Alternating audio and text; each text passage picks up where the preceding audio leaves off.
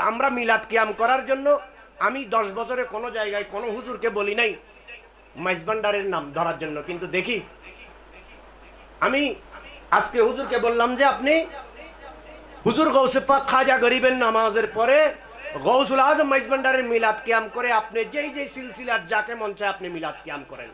কিন্তু আমরা মাইজভান্ডারীদের একটা আক্ষেপ, পৃথিবীর অনেক পীর মাশায়েখ আছেন, তাদেরও বক্ত মুরিদান কাউকে খাটো করে দেখছি না, কিন্তু আমার গৌসুল আজম মাইজভান্ডারের নাম নেই, তারা পরে ওই পীর মুর্শিদের নাম নেওয়া হয় আগে। এটা কি গৌসে আজমিয়তের উপর আঘাত নয়? এটা গৌসুল আজম মাইজভান্ডারের উপর সরাসরি বেয়াদবি করা।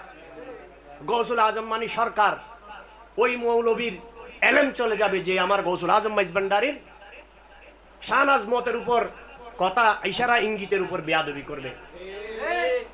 যারা যাদেরকে আল্লাহ এলেম দিয়েছে, আল্লাহ